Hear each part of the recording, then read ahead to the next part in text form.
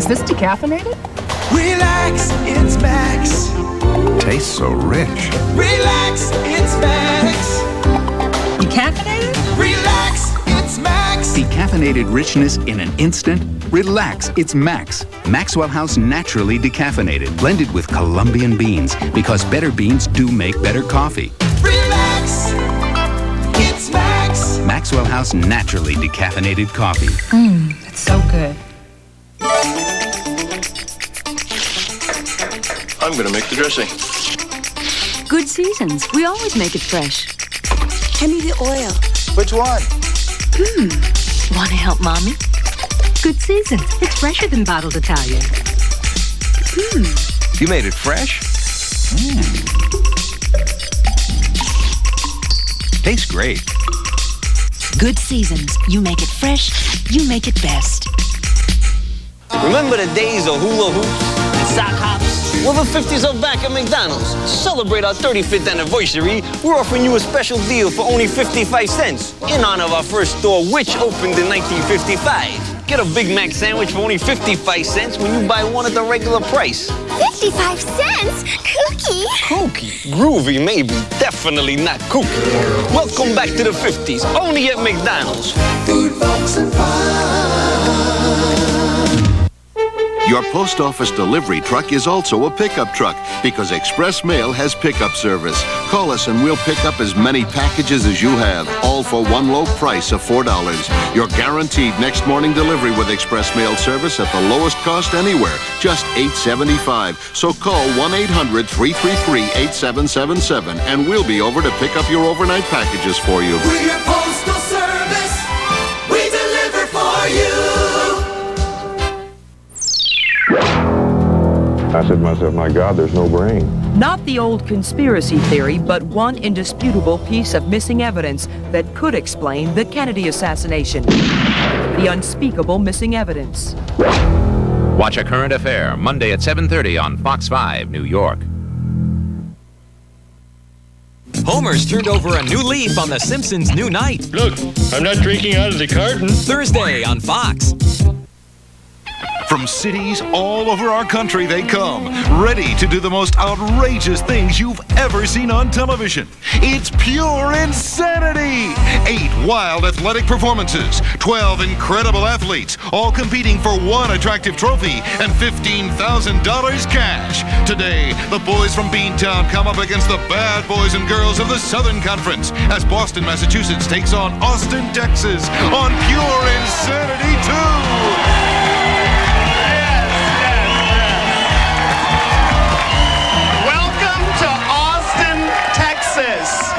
I'm David Allen Greer. And I'm Caroline Schlitt, and this is Pure Insanity 2. Now today, 6 brave individuals from Boston, Massachusetts have traveled... Oh my God. Be fair, come on. They've traveled to this, the Lone Star State. Yes! To compete against a group of very twisted Texans. That's right, David. Yeah! And now, ladies and gentlemen, to introduce our teams, here's our Pure Insanity play-by-play commentator and my co-host, Mr. Alan Hunter. All right.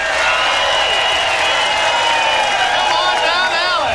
Yo, dude. Hi, how you doing here, Dave? Good to see you, Caroline.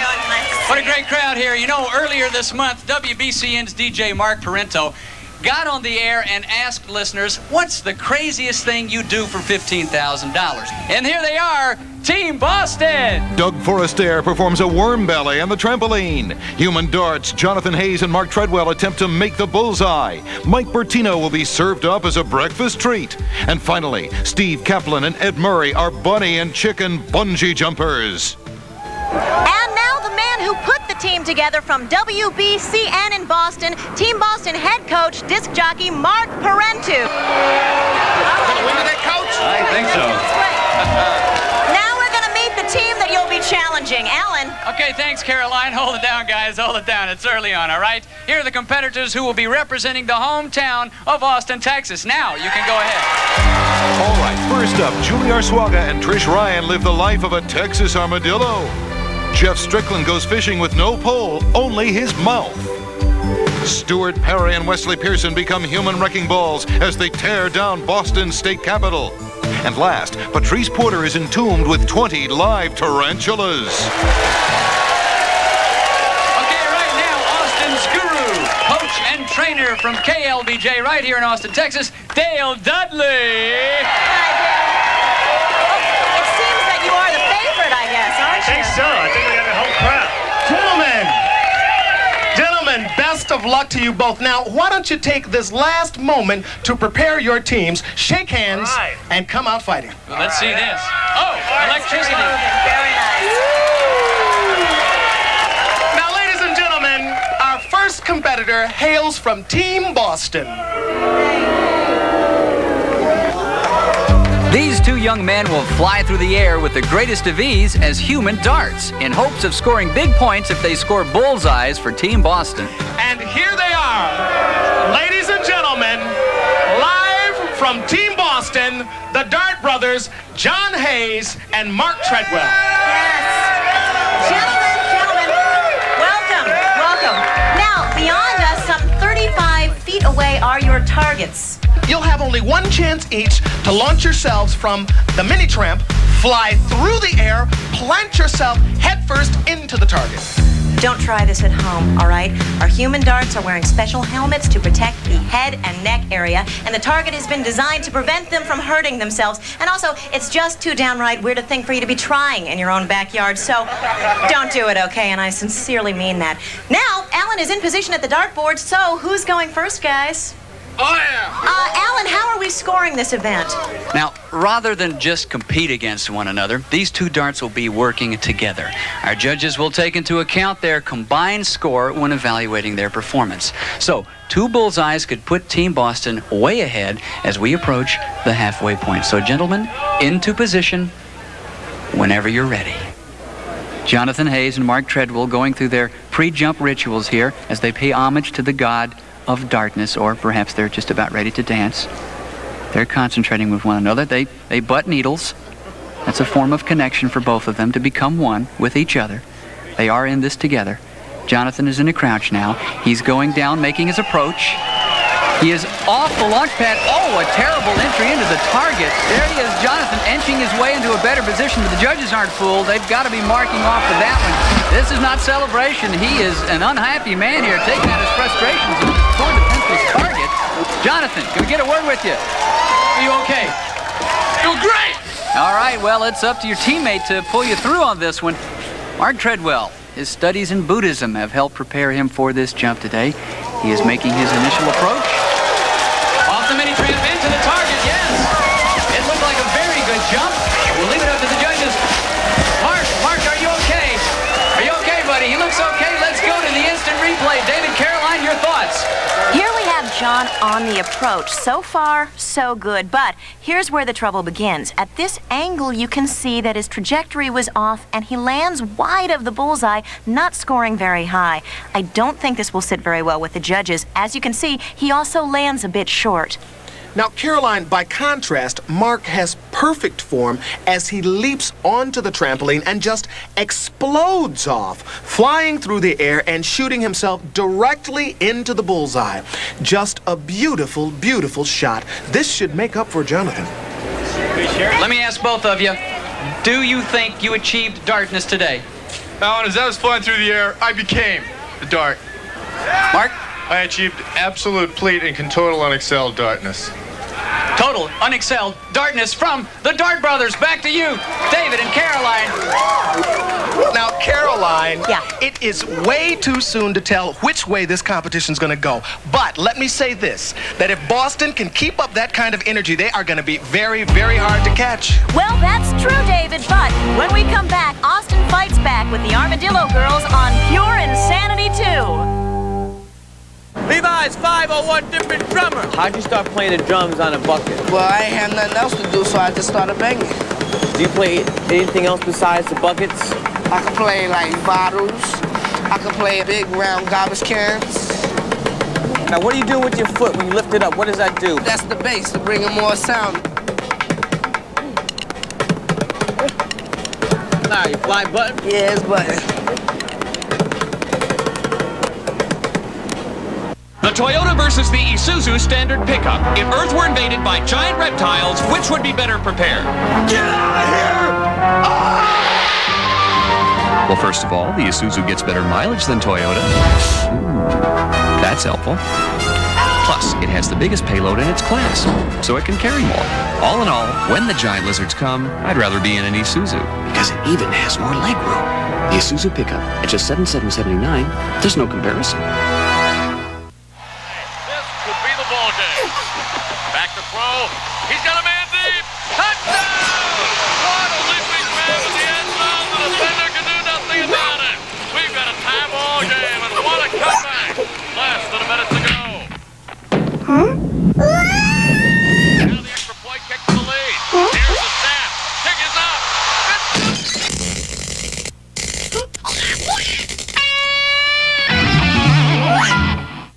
Spending Labor Day weekend with family? Oh, God! Why not spend it watching a night of original comedy and sneak previews? The fun starts with an all-new episode of In Living Color at its new earlier time, followed by a special sneak preview of True Colors. This is my son, Lester. Oh, he's got your eyes, ma'am. Then get set for a Bundy barbecue. Let's cook. And a sneak preview of Parker Lewis Can't Lose. Oh. All on Fox's Labor Day preview party tonight.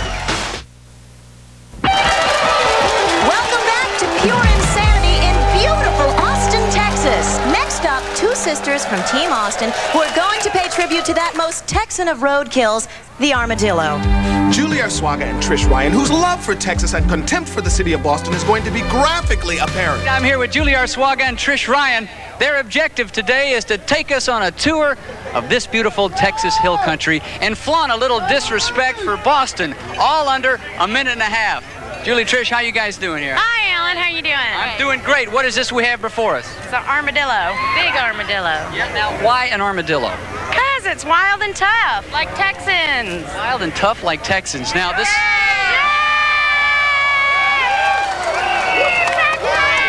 Thank you so much, ladies. Now, as these two don this armadillo, let's go to David, who's behind the wheel of our Pure Insanity video chalkboard. What better way to begin than with a scooter ride through the forest of mighty saguaro cactus? Then it's over the fences of our little King Ranch. After that, our armadillo turned mean, stomping across a whole floor full of a Boston favorite, cream pies. Next, it's into the tunnel of mystery, where our armadillo will turn back into Julie and Trish. Then it's on to the mechanical bull. Now, as Robo Bull bucks and kicks, Julie and Trish will don masks and snorkels, and now ready for anything, they'll bust through this wall and dive headlong into a thick and sloppy pool of Boston's own baked beans. Okay, I believe Alan is with Julie and Trish at the starting line. Alan, the clock is set, so whenever you're ready, giddy up! Armadillo, on your mark and set, go! And they're off going through the saguaro cactus. Yes, indeed, ladies and gentlemen, our armadillo is handling the slalom course very well. Now remember, in an event like this, synchronization is very important for these two competitors, Julie and Trish. They hurdle over the King's Ranch fences. They're doing a very good job at this point. Early on in the stunt, they're going for the Ode to Boston. Yes, this is what they think of Boston cream pies. You got to think that maybe at this point in time in the competition, they're trying to let out a little bit of their frustration.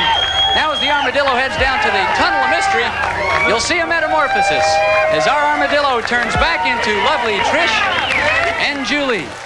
Well, there they are, our beautiful bull riding ballerinas, Trish and Julie, donned in lovely tooties and hats now, mounting our Robo Bull. And as the bull begins to spin there, they will begin to put on their protective face mask and snorkel. Yes, indeed, our Robo Bull seems to be stuck on spin, but they seem to be negotiating that part very well. Now watch them. Let's see if they're dizzy when they get off this. A tough part of the competition, but they're spirited. Look at them, clasping hands through the gateway to Boston and into the beans. There they go. Now, of course, the last part of the stunt is to find the state of Texas. They're groping around. There it is, the state of Texas. Hey, let's go to the instant replay.